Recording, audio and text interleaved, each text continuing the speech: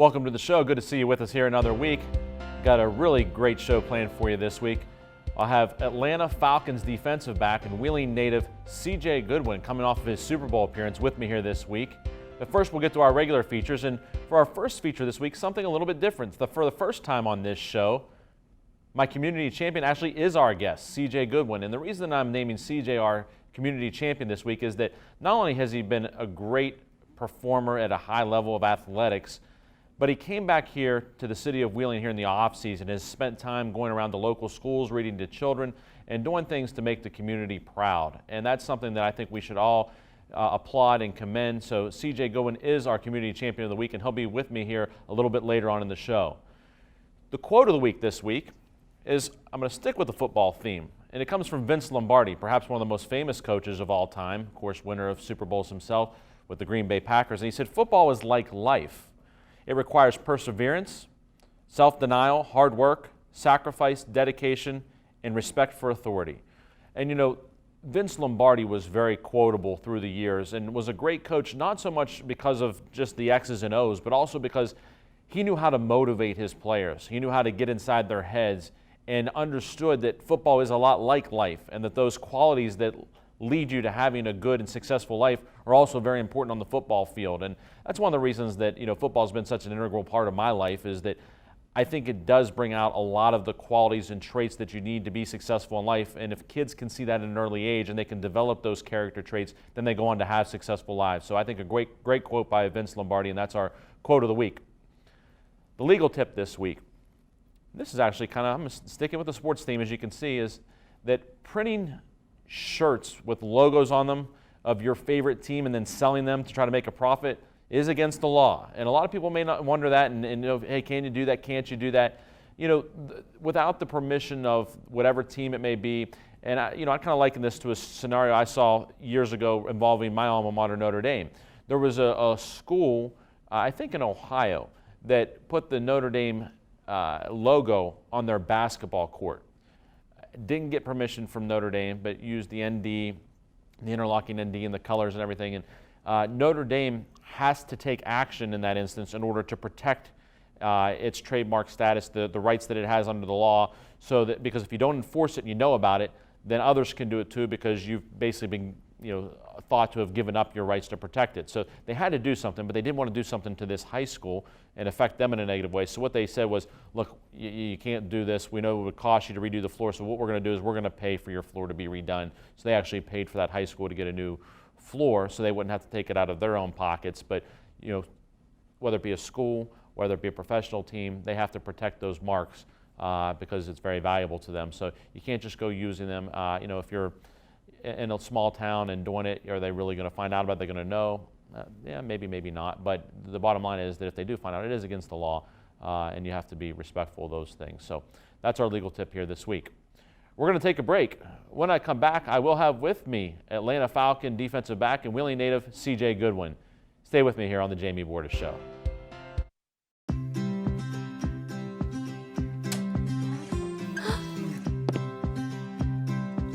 Don't forget to do your homework. All right, Mom.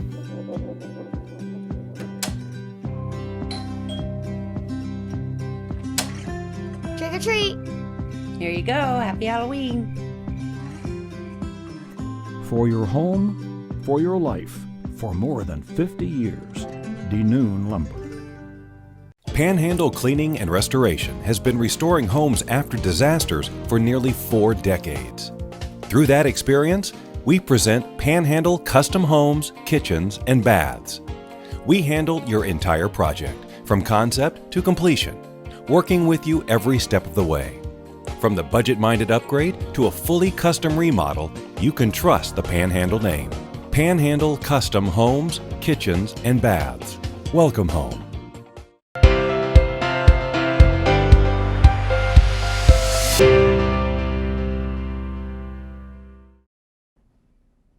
Welcome back to the show. This is my favorite time of the show each week, and this week I've been really looking forward to because I have with me Atlanta Falcon and Wheeling native CJ Goodwin.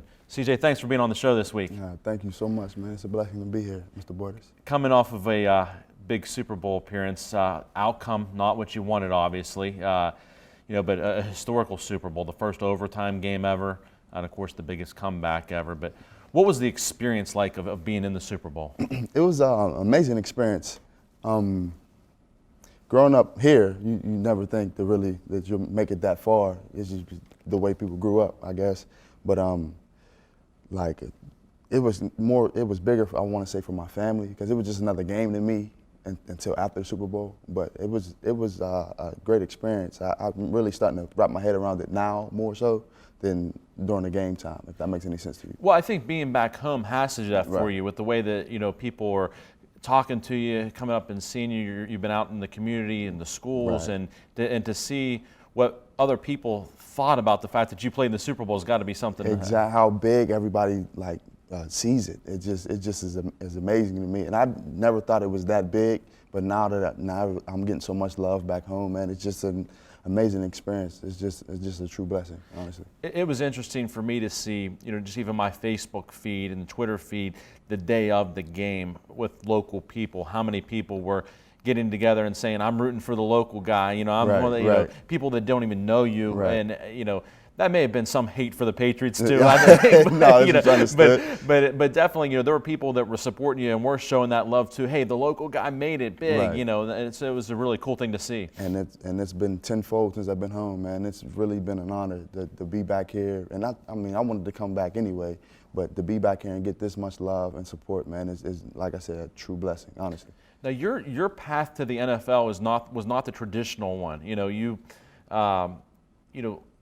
were a basketball guy, thought of more so when you were growing up, in high school, played ball at Lindsley, but did play football, later on in your career, but went to play college basketball at Bethany, and then after a couple years decided, switch over to football. So what was that like, the transition from college basketball then to college football? It was a college basketball for 2 years, then a regular student for 2 years, and then I just walked on a football team after playing intramural basketball. The coach kind of made me play. He was like, hey, man, you're a pretty good athlete. Let's see what you got on the football field. And ever since then, it's been a crazy ride. Ups and downs, of course, but I can say more ups than downs, man. A little bit. Well, and not just even, going from, as you said, basketball, regular student, then football, and then football at two different schools, at Fairmont and then to California University of Pennsylvania. And then, again, not the traditional path to the NFL, not going through a combine and a draft type thing like a lot of guys do that you see on TV, but instead, you really had to put a lot of work in, more than even most guys, in order to make it, but you did. Yes, sir. Yes, sir. I had to, like you said, I had to put a lot of work in. I didn't know where my path was going to lead, but I know I was determined to make it doing something. And once I realized I wanted to do this football thing, I put my heart and soul into it. And I left from Fairmont State University after a year, after I walked on, went to Cal PA for a year, barely played, but I always kept my spirit up, and I always knew that I could eventually make it to the NFL, at least the CFL. And after my pro day, I did very well at my pro day at Cal, and I got calls from maybe, I want to say 16 of the 32 teams. They're saying, hey, man, you're a good athlete, man. When the draft comes, we're gonna come get you after the draft. So I was expecting a call after the draft, never got one. Then I ended up making a phone call to Mr. Mel. Mr. Mel Blunt, I'm pretty sure everybody's familiar with him. I actually worked for him for about 7 years growing up while I was in high school and through college. And he told me that if I do well in college at football, he'll make a call for me. And I didn't do as well as I hoped, but he still ended up making a call for me with the Steelers, and he asked them to give me a tryout, nothing more than that. And if it didn't work out, it didn't work out. I was fine with that. I went up there, I tried out. They said they weren't going to sign me that day, but they'll call me in a week if something happens. And I guess something happened, and they called me later that week. And that was, I want to say that was the best day of my life, because I seen my mother cry tears of joy. So you get the tryout with the Steelers, and you're on the practice squad there for the Steelers, and you're as a receiver, which is what you had played in college. And then, after being with the Steelers, on the practice squad and everything, then all of a sudden you end up with the Falcons, and all of a sudden on the defensive side of the ball. Yeah. And so another big switch for you. Whether it go from basketball to football, and then on the football field going from receiver to defensive back. And people may not understand that, doing that in high school is one thing, Right. but at the highest level of the game in the NFL, there's a lot of technique and parts of the game that you really have to work and hone in order to switch over to the other side of the ball. So what was that like? It was a challenge. It just seemed like another challenge to me because football was a challenge in general. Going from basketball to football at a high level in college was a challenge, but it was fun. And I just looked at this as another challenge. Like, if I don't make it at corner, I may not make it in the NFL. So again, I put my heart and soul into it. And it's one thing going from being on the same side as Julio Jones and looking at him like, man, this dude is amazing. And then the next day gardening, it was pretty fun, man. Of course, he killed me every day, but those guys made me a better player going against guys like that, and coming home going against guys that broke records at West Liberty and whatnot. So I had a good support group around me, and it ended up working out. So, do you miss being on the offensive side of the ball, or are you got a happy home on defense now? I tell people this all the time. It may sound a little soft, but I'd much rather hit somebody than get hit. So, I like defense a lot better. Well, and you made some big plays in the Super Bowl. The second quarter, a couple of big plays on a drive there. A big pass deflection, a big tackle to shut down a drive, and and people I think were watching saying, "Hey, this guy can play." I appreciate that. I mean, I wanted to open some eyes a little bit in that game, and I was just so calm. Honestly, most of the games that year, I was thinking like, man, I'm a new guy on defense. They don't expect much from me, so I'm gonna just go out here. And I was kind of nervous most of the games that this past year. But in the Super Bowl, I was just so calm. Like, this is another game, man. I've been doing this all season. This is our 19th game, so just go out there and play. Well, I think on that big stage, you open some eyes when you see Stephen A. Smith tweeting in the middle of the game about you and things like that. People were taking notice. So it's great, and that's what you want as an athlete, is people to recognize you for the level of play you're at and for the good things you're doing on the field. Yes, sir. Yes, sir. We need to take a break. When we come back, I'll continue speaking with CJ Goodwin. We'll talk about some of the things he's done on the field and some of the things he's been doing off the field. Stay with us here on the Jamie Bordas Show. I was the oldest of 9 children, so as a result of that, I grew up fighting battles for my brothers and sisters, and we grew up in some pretty tough neighborhoods. I saw juveniles and women being mistreated, and I thought that it would be a wonderful thing to be able to fight for people that were less fortunate and that couldn't fight for themselves. The thing that I enjoy still is helping people and fighting fights that other people sometimes weren't able to fight themselves. Bordas and Bordas, fighting for justice. Disasters happen. Pick the team that takes care of them all. Powered by offices in Wheeling, Morgantown, and Pittsburgh, Panhandle Cleaning and Restoration is ready to handle any size emergency at a moment's notice. We have the right people, knowledge, and equipment to respond 24 hours a day. I'm Bob Huggins. When disaster strikes your home or business, tell your insurance provider you prefer the restoration company the Mountaineers call, Panhandle Cleaning and Restoration.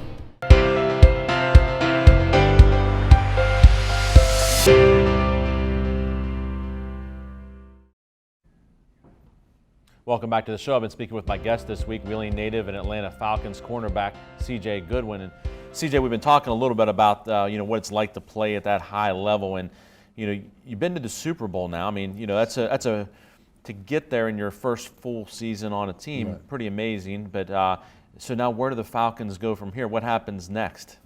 We try to do it again. That's the plan. I know Matty Ice is taking us all down to Miami here in a couple weeks.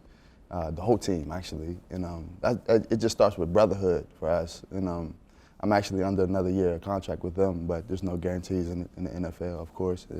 But we have a pretty good team, so we'll see how it goes this year. That's one thing a lot of people may not understand is that even when you sign like a 2-year contract, it doesn't mean you're getting 2 years. Right. You've got to still make the team again the next year to be able to get paid. So that's something that you got to, in the off season, you got to get right back at it, working out every day. Keeping yourself at that level. So what's the off season like? This off season has been a little different than last off season, just because how far we went and how much we're trying to do in the community now. But I come home and I've been working out 3 times a day, and that's just the regular thing we have to do.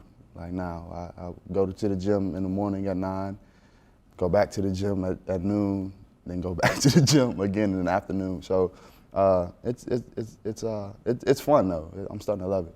So when do you guys get? You said Matt Ryan's going to get you all down in Miami in a couple weeks, and then before too long, sometime shortly after the draft, you'll be back together for camps, I guess. Yeah, I just found out today we're back April 17th for OTAs, to start OTAs, and the draft is I think 2 weeks after that. Yes, you all should be together before the draft. Right. So what's that like? Going through an NFL practice. I mean, a lot of people around here have played sports, and they may have watched a football practice here or there. But what's an NFL practice like? You know what, man? I had a misconception of it too before I got there. It's a regular practice. It's not no more intense than a college practice. I mean, a lot of people play college sports. It's fun. It's fun. There's a lot of technique that goes on in practice, but we do more film study than anything.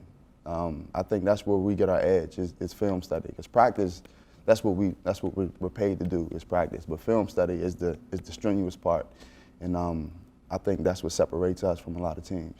What's it like preparing for a guy like Tom Brady? I mean, you're there and you've got to stop this guy who's thought by most people to be the greatest quarterback in the history of the NFL, and you got to get ready to play a guy like that. What do you look for? What type of things go into that? I mean, everyone has their tells. Everyone does something that a play's coming or he's looking that way. But we kind of prepare for every quarterback the same way.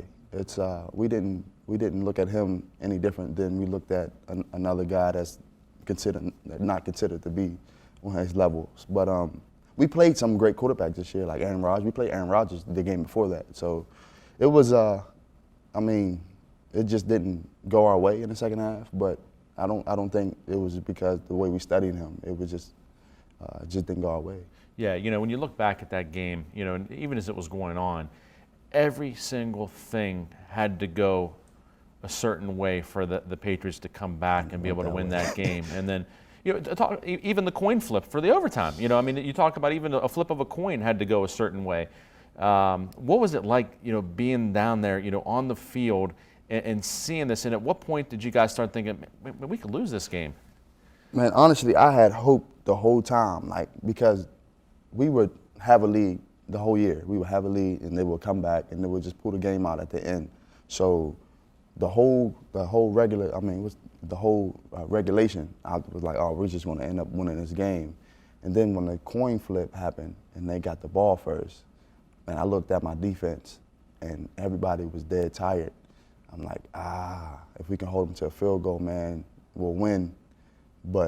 And then they just marched down the field and scored on us, man. We played. They said that we went 103 plays on defense to maybe I think 40 something for them. So we were tired.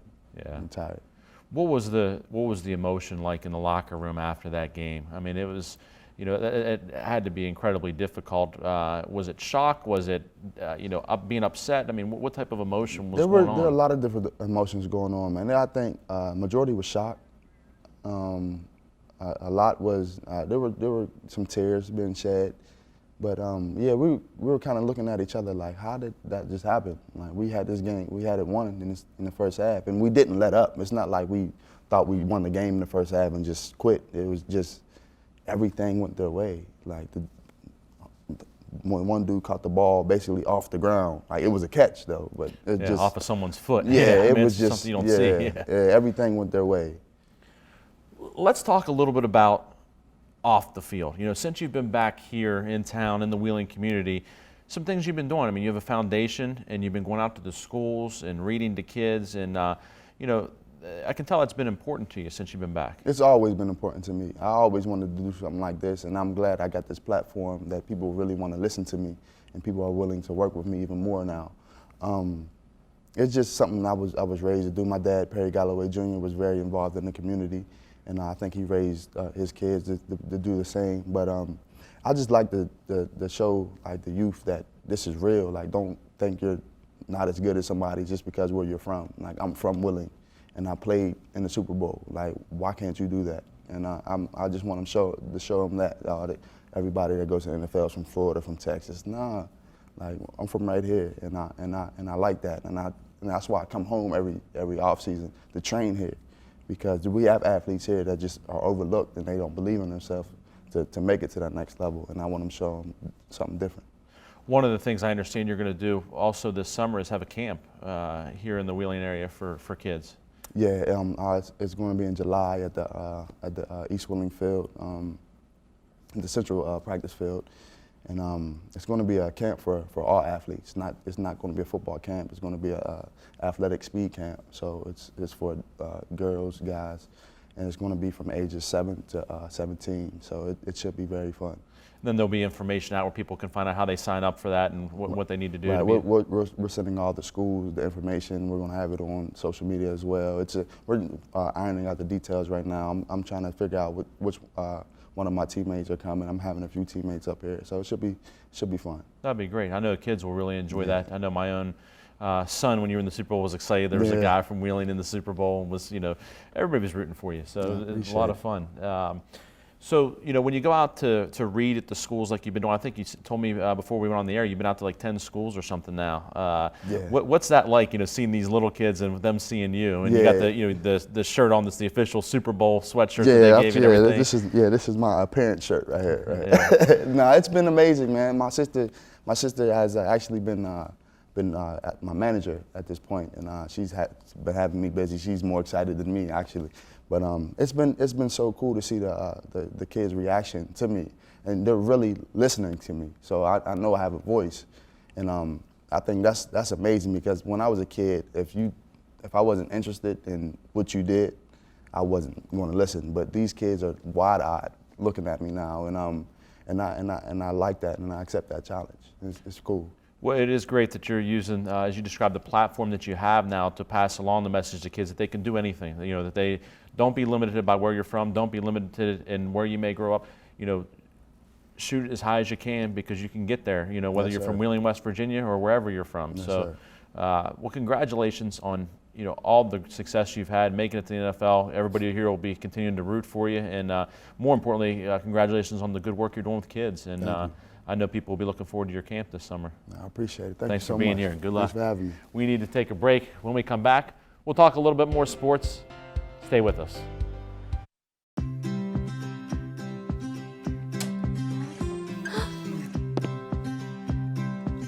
Don't forget to do your homework. All right, Mom.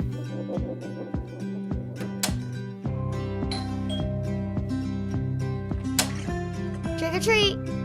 Here you go. Happy Halloween. For your home, for your life, for more than 50 years, DeNoon Lumber. We've obtained the record results in almost every field of law. And other attorneys can't say we've had the largest verdict in this field. We can. We've done these things. We've tried these cases. We've gotten the big results. We've gotten the big verdicts. That sets us apart. I think that says something to insurance companies. It says something to corporations that this is a firm to be reckoned with. It's not the size of the verdict that's so important. It's the change that we hope to bring about. Bordas and Bordas, fighting for justice.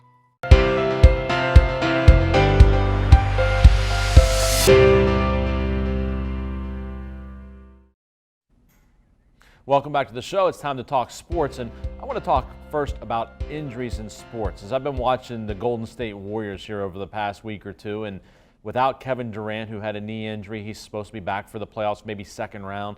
But, thinking about the impact that injuries have on different teams, whether it be in basketball, football, baseball, whatever. And, that's one thing that so many people don't realize, is that in order to win championships, you not only have to have a great team, but you also have to stay healthy. The ball has to bounce your way. And so many times injuries can affect the team at any level, whether it be at the professional level, at college, or even in high school or younger. And, we've seen it with Kevin Durant here. The Warriors have been struggling over the last week or two since he's been out. Steph Curry and Klay Thompson haven't been shooting great. That certainly affects it. But the flow and the rhythm of the team just isn't what it normally is. Guys aren't where they think they're going to be.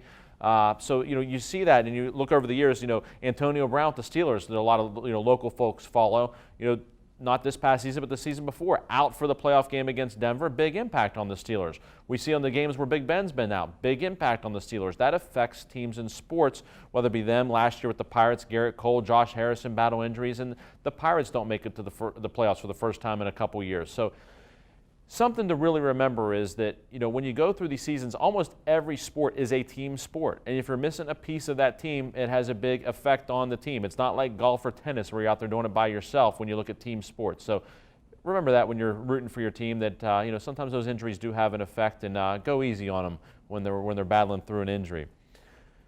Another general topic of sports that I want to talk about this week, and that is kids getting trophies. I see so many times now where participation awards and trophies are given out, and I'm just not a believer in them. I think that you play sports for a reason. If there's a scoreboard up there, you should be trying to win. Otherwise, they wouldn't keep score.